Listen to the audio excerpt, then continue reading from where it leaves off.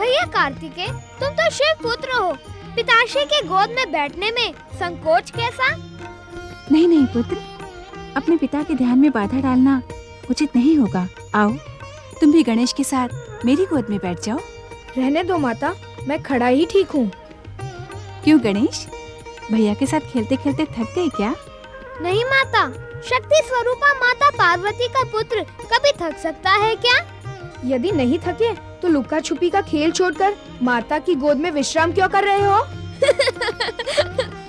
मैं विश्राम नहीं कर रहा बड़े भैया, मैं तो तुम्हें फिर से छकाने के लिए शक्ति स्वरूपा माता पार्वती से शक्ति प्राप्त कर रहा हूँ।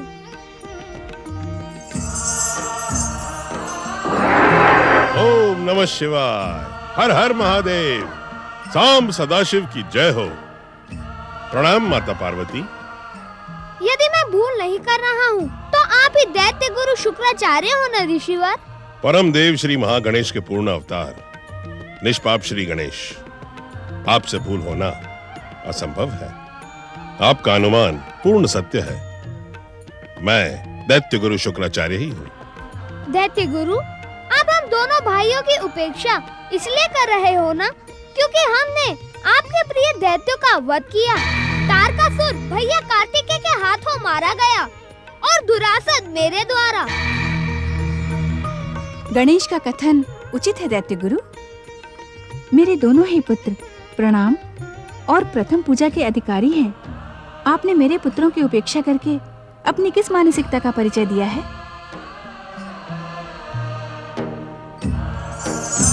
शुक्राचार्य, आज कैलाश में आपका स्वागत शब्द बाणों से हुआ, उसका हमें खेद है। खेद तो मुझे है शिव शंकर।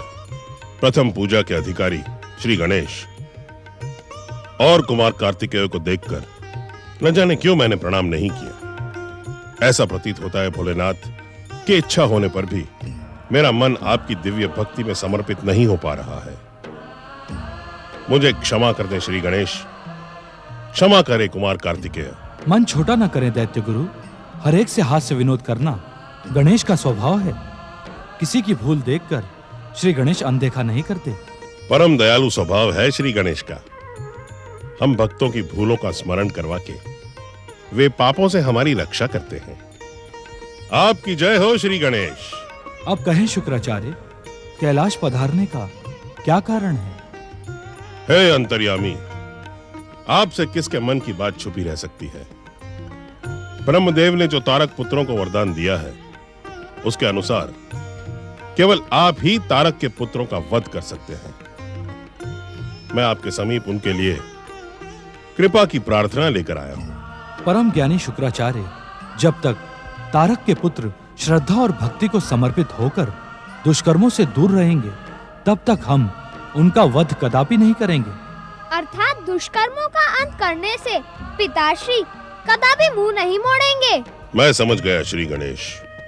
आशुतोष शिव शंकर, मैं तारक पुत्रों को भक्ति और श्रद्धा की ओर ले जाने का भरसक प्रयास करूंगा।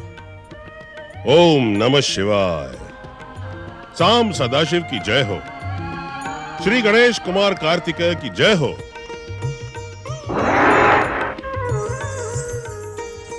पिताश्री, क्या दुष्ट तारकासुर के पुत्र अधिक समय तक दुष्कर्मों और दुष्टता से दूर रह सकेंगे?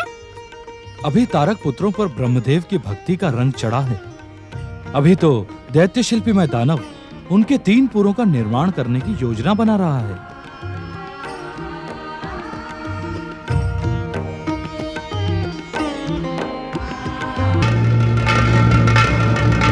दैत्य शिल्पी मैं दानव पर कृपा करें दैत्य गुरु। प्रकट हो दैत्य गुरु, दर्शन दे दैत्य गुरु, दर्शन दे दैत्य गुरु, प्रकट हो दैत्य गुरु। ओम नमः शिवाय। प्रणाम दैत्य गुरु। ब्रह्मदेव के वरदान के अनुसार मैं तारक पुत्रों के 3 पुरों का निर्माण प्रारंभ कर रहा हूं दैत्य गुरु। मुझे अपना आशीर्वाद प्रदान करें दैत्य गुरु, जिससे मैं संसार के अद्भुत पुरों का निर्माण कर सकूं। दैत्य गौरव, मैं तुम्हारी शिल्प कला न केवल अनूठी है अपितु दैत्य शत्रु देवताओं के मन में ईर्ष्या उत्पन्न करने वाली भी है। मेरा आशीर्वाद तुम्हारे साथ है। तुम अपने कार्य में अवश्य सफल होगे। दैत्य गुरु, मैं तारक पुत्रों के पुरों के निर्माण के समय दैत्य, दानव और राक्षसों के परंपरागत भवन निर्माण तकनीक का प्रयोग करूंगा। तुम्हारा निर्णय उचित है, किंतु दैत्य, दानव और राक्षस की भवन निर्माण तकनीक का प्रयोग करने के साथ साथ ही तुम्हें मानवों की भवन निर्माण तकनीक का प्रयोग भी करना होगा। मैं कुछ समझा नहीं दैत्य गुरु। दैत्य शिल्पी, जिस प्रकार मानव अपने भवन में देवालय का निर्माण करते हैं, उसी प्रकार तुम भी तारक पुत्रों के एक एक पूर में एक एक शिवालय का निर्माण करना। इससे वो सदा सदा के लिए शिव भक्ति में लीन होकर दुष्कर्मों से दूर रहेंगे। आप धन्य हैं दैत्य गुरु, धन्य है आपकी योजना। शिव भक्ति में लीन रहने के कारण तारक पुत्रों की शिव द्वारा वध की संभावना समाप्त हो जाएगी। ऐसा ही होगा दैत्य गुरु, ऐसा ही होगा। तुम्हारा कल्याण हो वत्स।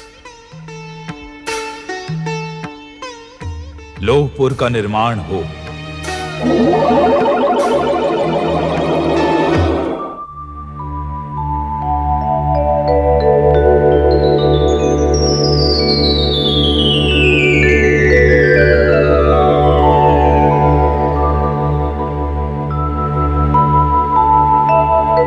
रजतपुर का निर्माण हो।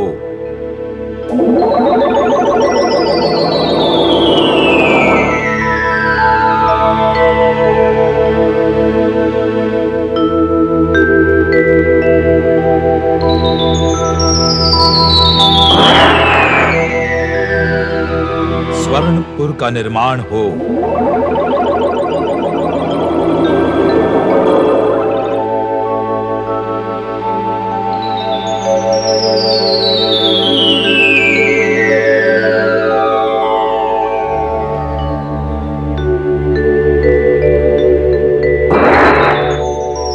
नारायण नारायण।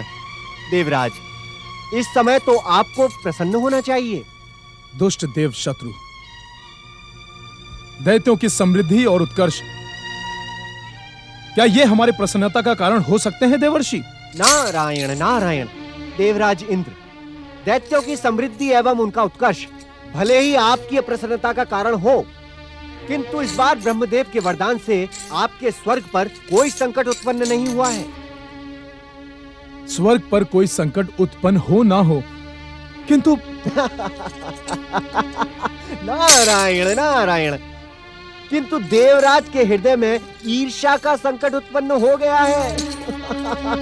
देवराज इंद्र, आप सावधान रहें, क्योंकि जगत पालक श्री हरि विष्णु ने स्वयं कहा था कि आप अपने हृदय में ईर्ष्या ना रखें, क्योंकि ईर्ष्या रखने से आपको तनिक भी लाभ नहीं होगा। अपितु आप अपने आप को परमदेव श्री महागणेश की शरण में समर्पित कर दें। नारायण नारायण।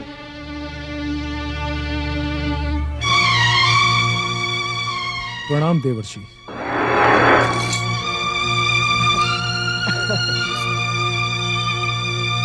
नारायण नारायण।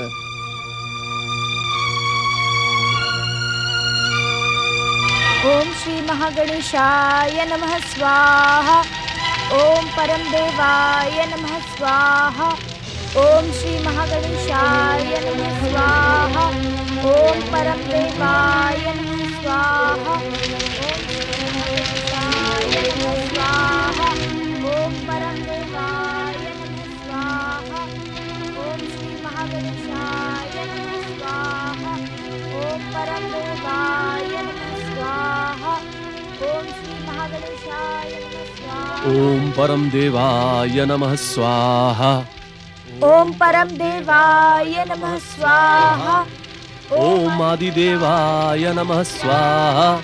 ओम आदिदेवाय नमः स्वाहा। ओम परम देवाय नमः स्वाहा। ओम विश्ववरदाय नमः स्वाहा।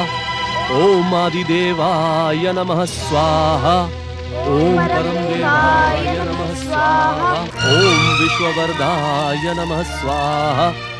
ओम विश्ववरदाय नमः स्वाहा। ओम आदिदेवाय नमः स्वाहा। श्री महागणेश को पुकारने से अब कोई लाभ नहीं होगा। यदि श्री महागणेश में इतनी शक्ति होती तो क्या वे अपनी भक्तिन अदिति को छुड़वा नहीं लेते? ओम विश्ववरदाय नमः स्वाहा। ओम परम देवाय नमः स्वाहा। ओम परम देवाय नमः स्वाहा। बंद करें ये भक्ति का नाटक और मुझे अपनी प्रमुख पत्नी का सम्मान प्रदान करें।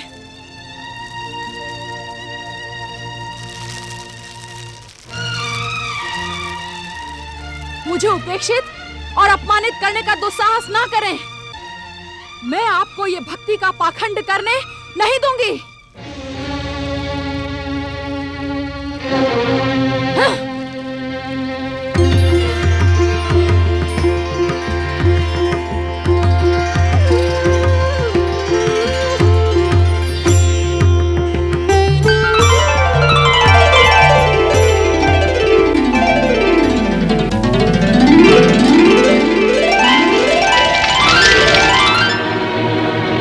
ओम श्री महागणेशाय नमः स्वाहा।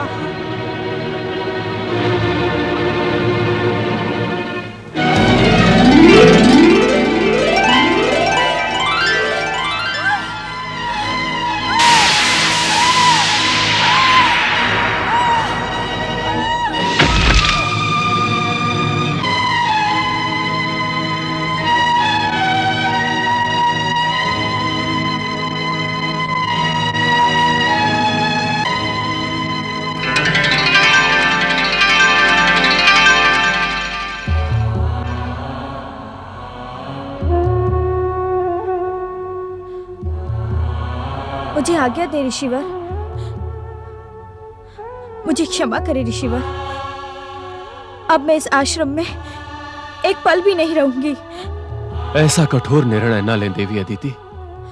मुझे क्षमा करे ऋषिवर। मैं दीदी के अत्याचारों को धैर्य के साथ शांत रहकर सहती रही, किंतु अब नहीं सह सकती। मेरा धैर्य भी समाप्त हो गया है। अपनी बहन दीदी के स्वभाव से इतना अधिक विचलित न हो देवी अदिति। समय के साथ सब कुछ ठीक हो जाएगा, विश्वास रखें। कुछ ठीक नहीं होगा ऋषिवर। दीदी का स्वभाव न बदला है न बदलेगा। कहीं मेरे स्वभाव पर दीदी के स्वभाव की काली छाया न पड़ जाए। इसी कारण मैं सभी सामाजिक परंपराओं को तोड़कर अपनी भक्ति की रक्षा करने जा रही हूँ। मुझे आज्ञा दे ऋषिवर। देवी अदिति,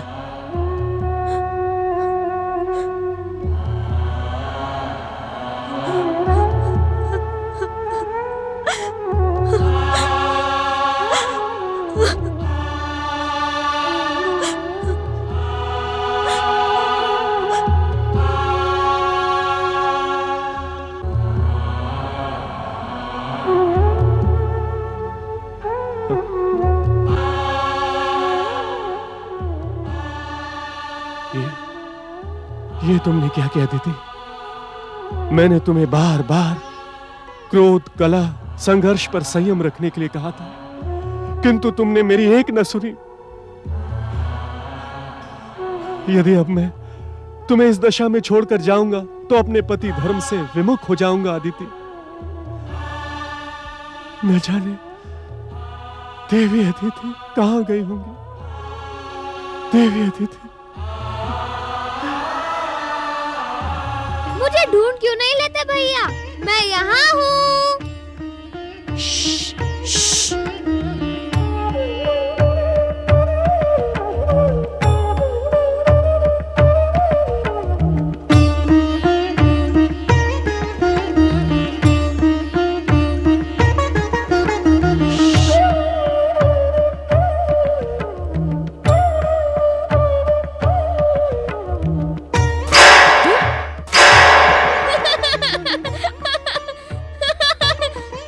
मुझे क्यों ढूंढ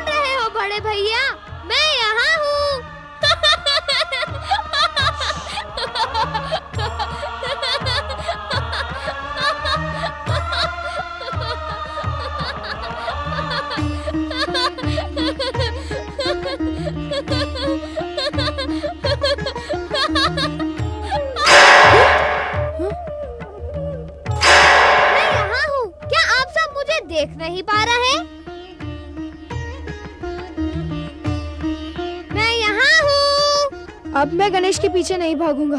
तुम सब जाओ और उसे पकड़ लाओ। हार गए भैया।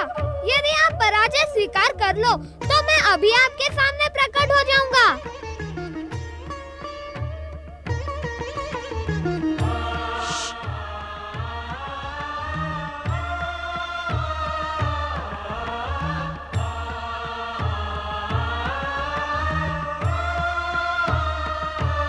अनुज गणेश बड़ा बातूनी है, मैं उसे अपनी बातों में लगा लेता हूँ। वास्तव में तो तुम बहुत चतुर हो अनुज गणेश। खेल में भी तुम्हें कोई पराजित नहीं कर सकता, किंतु मैं तुमसे पराजित नहीं होने वाला, क्योंकि मैं तुमसे बड़ा हूँ। जब मुझे कोई पराजित नहीं कर सकता तो आप भी नहीं कर सकते भैया। पराजय स्वीकार कर लो। नहीं नहीं नहीं, मैं तुमसे पराजित नहीं होने वाला। देखना, अंतिम विजय तो मेरी ही होगी।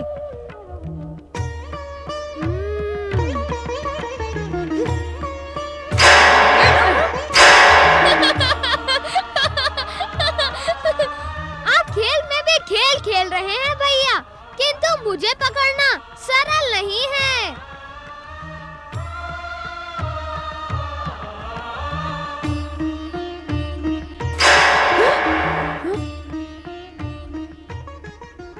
श्री गणेश आज हम सबको सताने पर तुले हैं भैया। हम उनके साथ नहीं खेलेंगे, चलो कैलाश वापस चलें। तुम दोनों ठीक कह रहे हो। आज तो मैं माता से कहकर ही रहूंगा कि अनुज गणेश हमारे साथ खेलते तो नहीं, अपितु हमें चमत्कार दिखा दिखा कर सताते रहते हैं। खेल खेल में रूठना उचित नहीं है भैया। यदि इस बार आप मुझे पकड़ने आते तो मैं अवश्य आपके द्वारा पकड़ा जाता। मेरी मनोकामना पूर्ण करें श्री गणेश। हे प्रथम पूज्य, जब तक आप मुझे दर्शन नहीं देंगे तब तक मैं जल और अन्न ग्रहण नहीं करूंगी। दर्शन दे श्री गणेश, दर्शन दे श्री गणेश।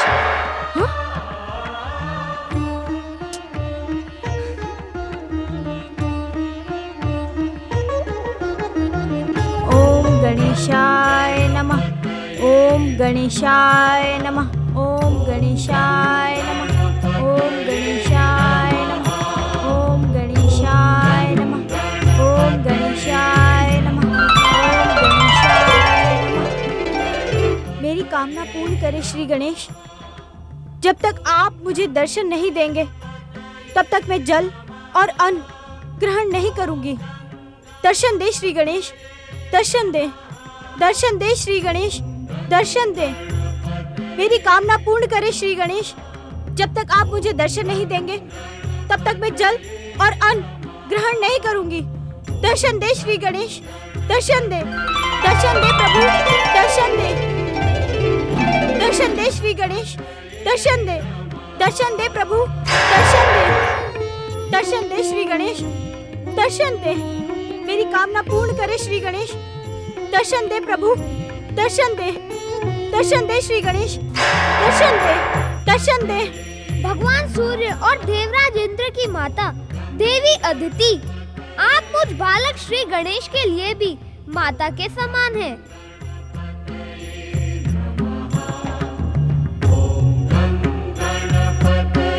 आप कहाँ हैं श्री गणेश? आप मुझे दर्शन क्यों नहीं देते? मैं तो स्वयं आपके दर्शन पाने आया हूँ माता। आपके इस भक्तिमय रूप के दर्शन पाकर मेरे हृदय में भक्ति और श्रद्धा का पवित्र सागर उमड़ रहा है। आप धन्य हैं माता अदिति, आप धन्य हैं। अदृश्य रहकर मुझसे विनोद ना करें श्री गणेश। आप प्रत्यक्ष दर्शन दे। मैं जानती थी कि मेरी पुकार पर आप अवश्य आएंगे। दर्शन दे श्री गणेश, दर्शन दे। आप पहले मुझे पुकारने का कारण बताएं माता। आप मेरे आराध्य परमदेव श्री महागणेश के पूर्ण अवतार हैं। परमदेव श्री महागणेश मुझ पर सदा कृपालु रहे हैं। मैं जानती हूँ कि आप मेरे मन की बात भली भांति जानते हैं। अब शीघ्र मेरे सामने प्रकट हो ताकि मैं अपने मन की भावना आपसे कह सकूं। आपने अभी अभी तो कहा था माता कि मैं आपके मन की बात जानता हूँ। फिर आप मुझे प्रकट होने के लिए क्यों कह रही हैं? केवल इतना पूछ लें कि मैं आपकी मनोकामना पूर्ण करने में समर्थ हूँ अथवा नहीं। हे पूर्ण के पूर्ण अवतार, हे सर्वशक्तिमान, आपके लिए कुछ भी असंभव नहीं है। आप सर्वसमर्थ हैं। मेरे धैर्य की और अधिक परीक्षा ना लें। शीघ्र मुझे अपने परम पावन दर्शन दे। दर्शन दे श्री गणेश। माता अदिति, माता, मैं आपके पुत्र के रूप में जन्म लूं, यही आपकी मनोकामना है ना? हाँ हाँ श्री गणेश, जब से मैंने आपके परम शुभ, परम पावन, परम मंगलकारी बाल रूप के दर्शन किए हैं, तब से आपको पुत्र रूप में पाने की पावन कामना मेरे हृदय में उठ रही है। क्षमा करें माता, मुझे पुत्र रूप में पाकर आप क्या पाना चाहती है? सूर्य देव और इंद्र देव जैसे महान पुत्र पाकर भी क्या आप संतुष्ट नहीं हैं? महान पुत्रों को पाकर कौन माँ होगी जो संतुष्ट नहीं होगी? किंतु श्री गणेश, वे पुत्र होकर भी मुझसे सदा दूर रहते हैं। उनके अपने कर्तव्य हैं और उत्तरदायित्व हैं। मैं उसमें बाधा नहीं डालना चाहती। मैं तो एक ऐसा महान पुत्र चाहती हूँ जो निरंतर मेरे पास रहे, मुझे सुरक्षा, संतोष और आनंद प्रदान करे, मेरे मातृत्व को धन्य करे। आप तो जानती हैं माता अदिति, मैं माता पार्वती का पुत्र हूँ। यदि उन्हें छोड़कर आपके पास चला आऊंगा तो क्या उन्हें दुख नहीं होगा? हे सर्वशक्तिमान, आप अपनी इच्छा मात्र से दोनों माताओं के साथ रह सकते हैं। आपकी लीला न्यारी है। मैं पहले ही कह चुकी हूँ, आपके लिए कुछ भी असंभव नहीं है। मुझे सोचने का अवसर दे माता। परम देव श्री महागणेश की इच्छा हुई तो आपकी मनोकामना अवश्य पूर्ण होगी।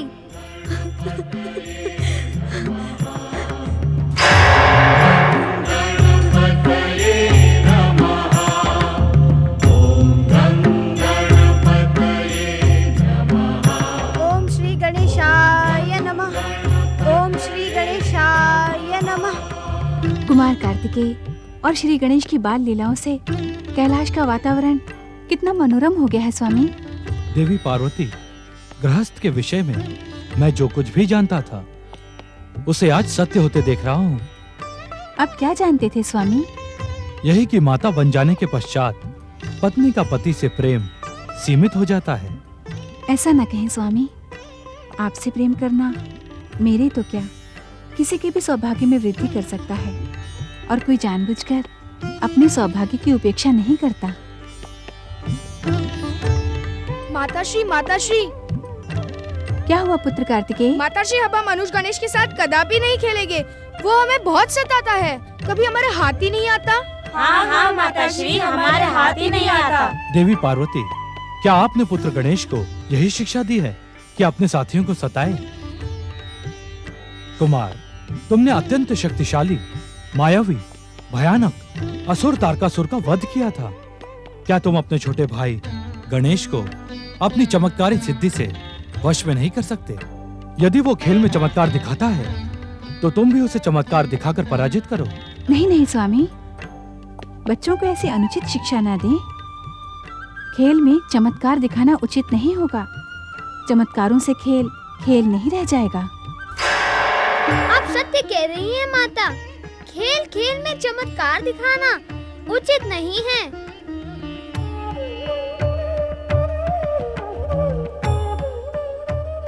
देखा पिताश्री, जब गणेश चमत्कार नहीं दिखाते तो मैं उन्हें एक क्षण में पकड़ लेता हूँ। पुत्र गणेश, खेल को खेल के समान खेला करो। अपने बड़े भैया को अपनी चमत्कारी शक्ति दिखाकर सताना क्या अच्छी बात है? अब मस्तक झुकाए क्यों खड़े हो? माताश्री के प्रश्न का उत्तर दो। देखा देवी पार्वती, चतुर गणेश का अपराध सिद्ध हो जाने पर भी वो उसे स्वीकार करने को प्रस्तुत नहीं है। क्षमा करें स्वामी, मेरा गणेश और कुछ भी हो, परंतु अपराधी नहीं। अपराधी कहकर मेरे निष्पाप पुत्र का अपमान न करें। पुत्र गणेश, आज के पश्चात कभी भी अपने खेलों में अपनी चमत्कारी शक्ति का उपयोग नहीं करना। जो आज्ञा माता। देवी अदिति, कहाँ हो तुम? देवी अदिति, कहाँ हो तुम? देवी अदिति, कहाँ हो तुम? देवी अदिति, कहाँ हो तुम? कहाँ हो तुम देवी अदिति? देवी अदिति!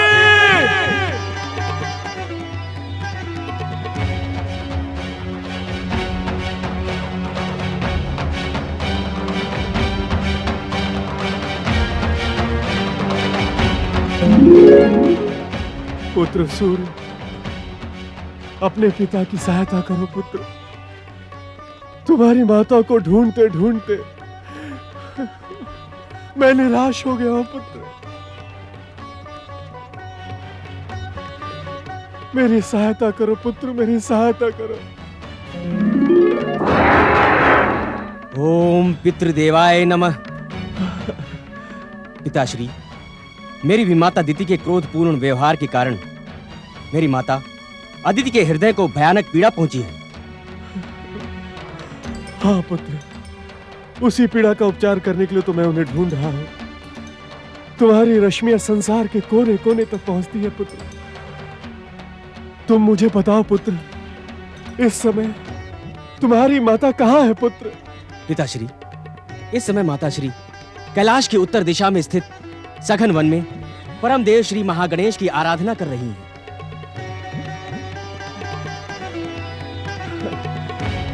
तुम्हारा कल्याण हो पुत्र। अनंत काल तक तुम्हारा तेज संसार में जगमगाता रहे पुत्र। मुझे शीघ्र ही तुम्हारी माता के समीप पहुंचना है पुत्र।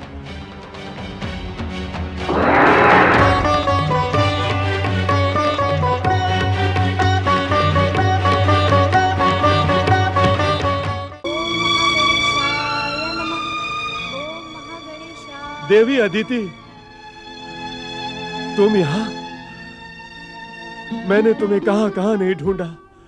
यदि हमारा पुत्र सूर्य मेरी सहायता न करता तो अब भी मैं यहां नहीं पहुंच पाता। चलो देवी, अपने आश्रम लौट चलो। नहीं स्वामी,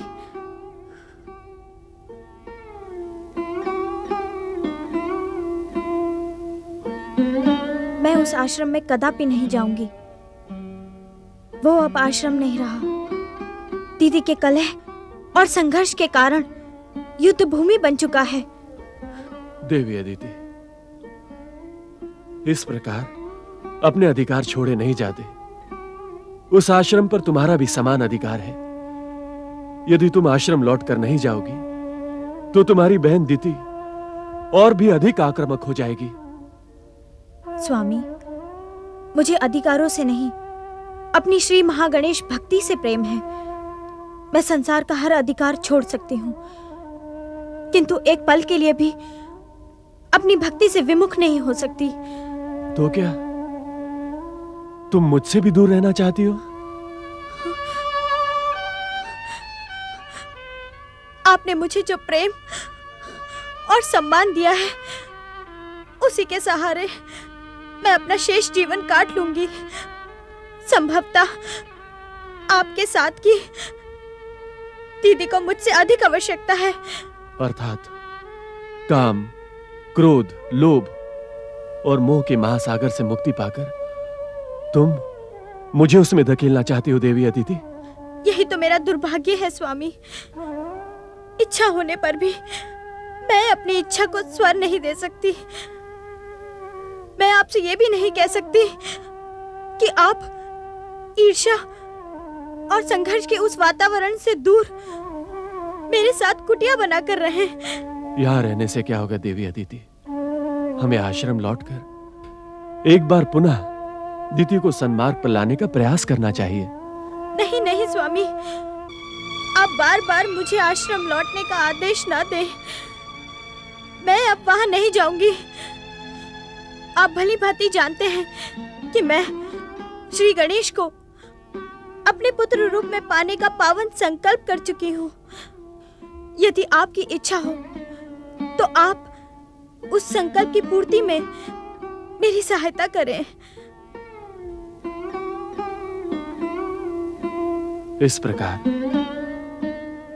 अपने आश्रम को छोड़ना क्या उचित होगा अदिति? मन की शांति भक्ति की दृढ़ता और संकल्पों की पूर्ति के लिए आपके जीवन में उचित अनुचित कभी भी बाधा नहीं बने हैं। अपने मन की शांति और हृदय की भक्ति को दृढ़ करने के लिए आपने मेरे पिता दक्ष प्रजापति के कितने ही प्रलोभन ठुकरा दिए, तो फिर आज क्यों उचित और अनुचित पर विचार कर रहे हैं? तुम धन्य हो देवी अदिति। तुम्हारे मन की श्रद्धा और भक्ति के कारण आज मेरी दुविधा का अंत हो गया है। हे देवी, अब मैं यही एक छोटी सी कुटिया बनाकर तुम्हारे साथ रहूंगा। तुम्हारी कामना पूर्ति के लिए मैं परम देव श्री महागणेश से प्रार्थना करूंगा कि वो श्री गणेश को तुम्हारे पुत्र के रूप में प्रदान करने का वरदान दे।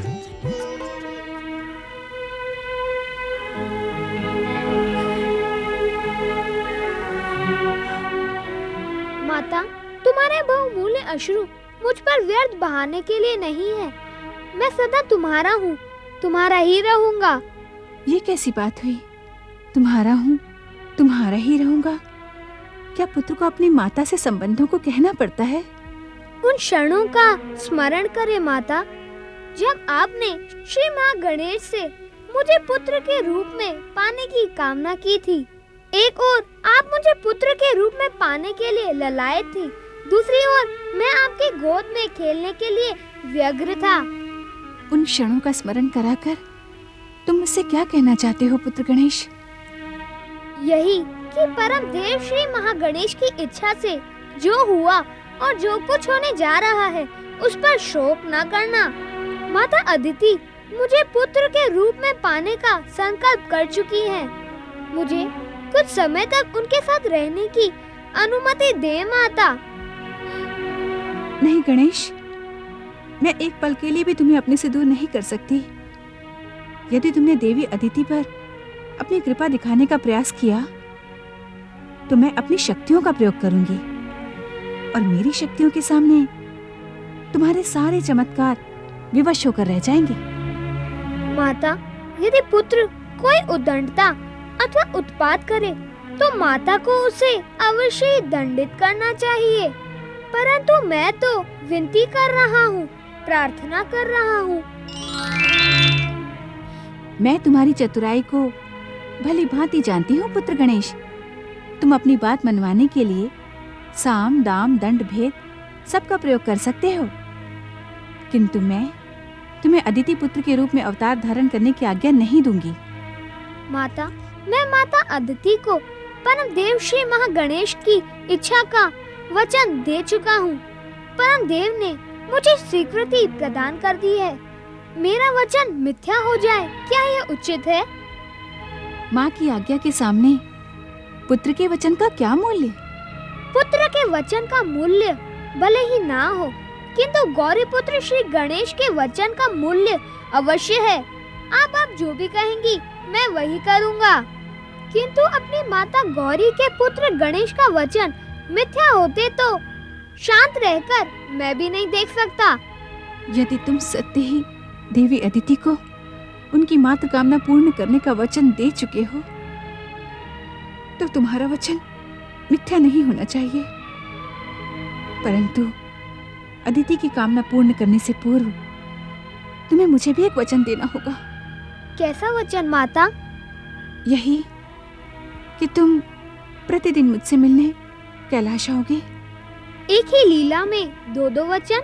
माता, तुम्हारा वचन पूर्ण करने के लिए गौरी पुत्र श्री गणेश को एक साथ दो अवतार धारण करने पड़ेंगे। श्री गणेश की ये विचित्र बात संभव कैसे हो सकती है? नारायण नारायण।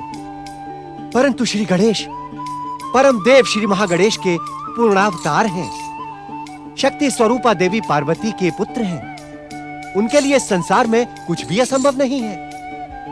नारायण नारायण। परंतु श्री गणेश के इस विचित्र कथन ने नारद को कितना अधिक विचलित कर दिया है। नारायण नारायण। श्री गणेश के इस विचित्र कथन के रहस्य को जानना ही होगा। भोलेनाथ से पूछो।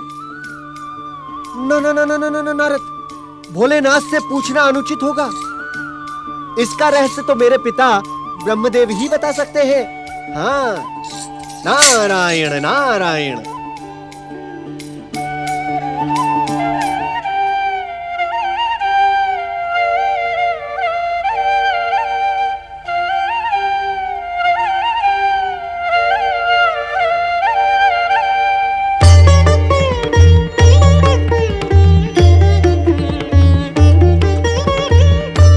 ब्रह्मदेव,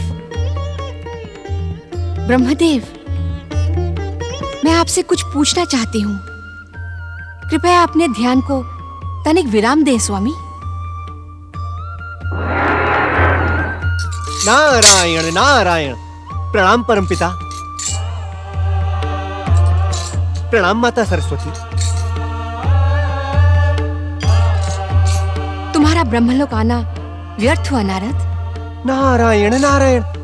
ऐसा क्यों कह रही है माता आप? ऐसा प्रतीत होता है कि तुम्हारे परमपिता किसी गहरे ध्यान में लीन हैं। मेरे पुकारने पर भी उनका ध्यान भंग नहीं हुआ। और मैं ये भी जानती हूँ कि तुम किसी न किसी रहस्य को जानने के उद्देश्य से ही ब्रह्मलोक आए हो। परंतु नारद, अब तुम्हें यहाँ से निराश होकर ही जाना पड़ेगा। नारायण नारायण।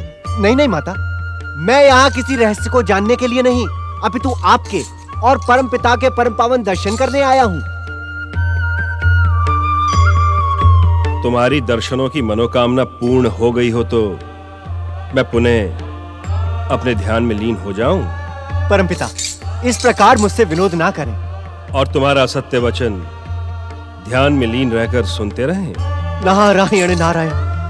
परमपिता, यह सत्य है कि जिज्ञासा की अभिलाषा में यह नारद सदैव भटकता रहता है, किंतु उसके भटकाओं में शुभ शक्तियों के परम पावन दर्शनों की अभिलाषा प्रमुख होती है। किंतु इस समय तुम जिस प्रमुख रहस्य को जानने ब्रह्मलोक आए हो, उसे क्यों नहीं कहते? हम जानते हैं नारद कि अब तुम यही कहोगे कि हमसे संसार का कौन सा रहस्य और किसके मन की बात छुपी है। ब्रह्मदेव, मेरे पुकारने पर आपका ध्यान भंग नहीं हुआ, परंतु नारद की प्रार्थना पर। उसका कारण मात्र इतना है देवी सरस्वती कि जो प्रश्न आप पूछना चाहती थीं, वही प्रश्न लेकर नारद भी ब्रह्मलोक उपस्थित हुए हैं। मैं नारद के आने की ही प्रतीक्षा कर रहा था।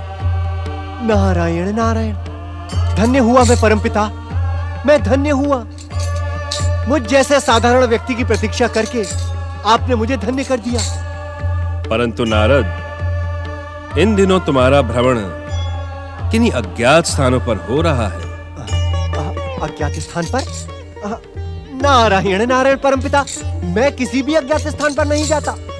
तुम्हारे भाई दक्ष प्रजापति ने तुम्हें सदा भटकते रहने का श्राप दिया था, परंतु यह उचित नहीं कि तुम उस श्राप का दुरुपयोग करते हुए किसी के भी कक्ष में अदृश्य रूप से प्रकट होकर उनकी बातें सुनो।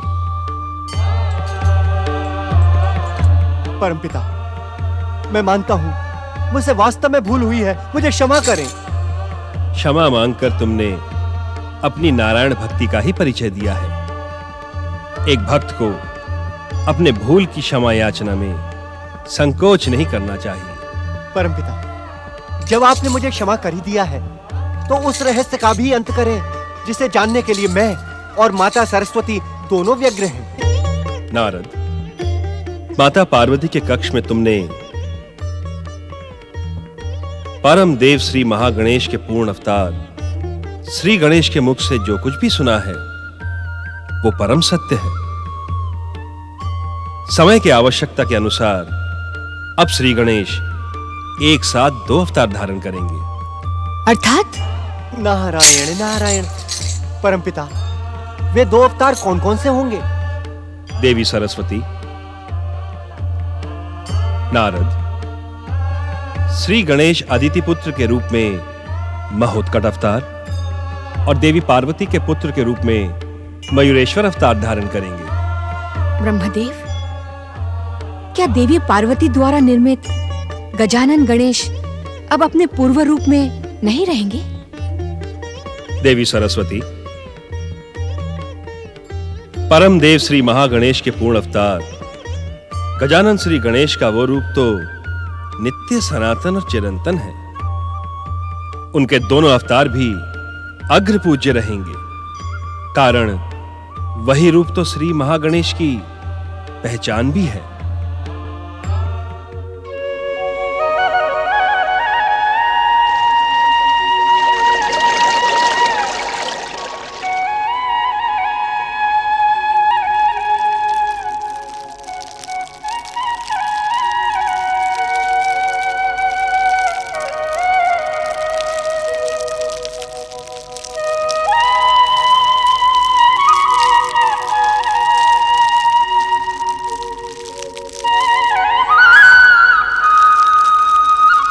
देवी अदिति,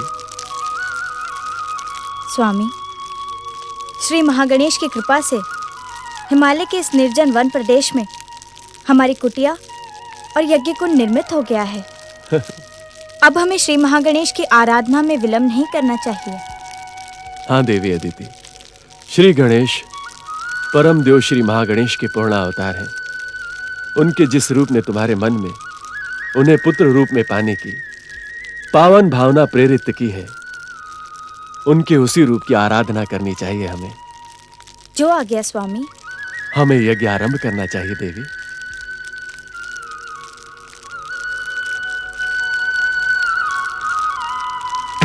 श्री गणेशाय नमः स्वाहा। श्री प्रथम पूज्याय नमः स्वाहा। श्री गजाननाय नमः स्वाहा। श्री गणेशाय नमः स्वाहा। श्री गणेशाय नमः स्वाहा। श्री प्रथम पूज्याय नमः स्वाहा। श्री गजाननाय नमः स्वाहा। कृपा करें श्री गणेश, आपने शीघ्र पधारने का आश्वासन दिया था।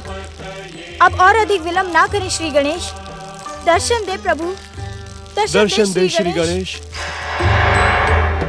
दर्शन दे प्रभु, दर्शन दे श्री गणेश। दर्शन दे प्रभु।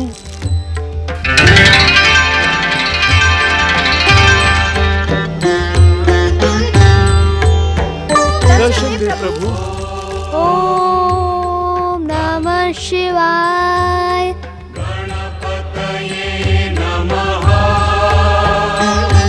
दर्शन दे प्रभु, दर्शन दे श्री गणेश। हमारी मनोकामना पूर्ण करे प्रभु। दर्शन दे प्रभु, दर्शन दे श्री गणेश। दर्शन दे श्री गणेश। दर्शन दे प्रभु, दर्शन दे श्री गणेश। दर्शन दे प्रभु, दर्शन दे। ओम पितृदेवाय नमः। ओम मातृदेवाय नमः। माता अदिति, आपकी मनोकामना पूर्ण करने के लिए मैं आपके श्री चरणों की वंदना करने उपस्थित हो गया हूँ। गणपतये नमः।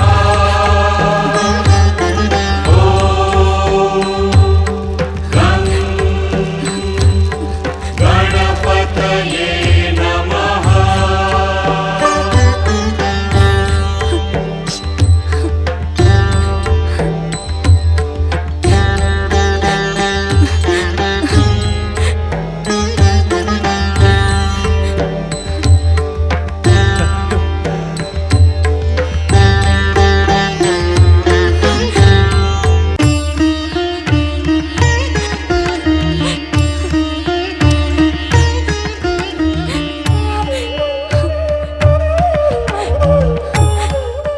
आप कितने दयालु हैं श्री गणेश। आपने कितनी शीघ्र मेरी मनोकामना पूर्ण कर दी। मैं जन्म जन्मांतरों तक आपकी कृतज्ञ रहूंगी। पुत्र के प्रति कहे गए माता के ये शब्द पुत्र को लज्जित करने के लिए पर्याप्त है। कृतज्ञ और धन्य तो पुत्र को होना चाहिए माता, क्योंकि माता ही तो पुत्र को जन्म देकर युग युगीन शिक्षा और संस्कारों से पूर्ण करती है। तो क्या तुम अब पुत्र के रूप में मुझसे शिक्षा और संस्कार के साथ ही मेरी आज्ञा को मानोगे? माँ में तो समस्त देवताओं का वास होता है। माँ की सेवा करने वाले पुत्र को समस्त तीर्थों के दर्शनों का पुण्य लाभ प्राप्त होता है। बालक के लिए तो उसकी माता ही उसका संसार है। इस कारण माता, आपकी आज्ञा मानने से न केवल मेरे सौभाग्य में वृद्धि होगी, अपितु मेरे पुण्यों का उदय भी होगा। तुम धन्य हो पुत्र, धन्य है तुम्हारे विचार।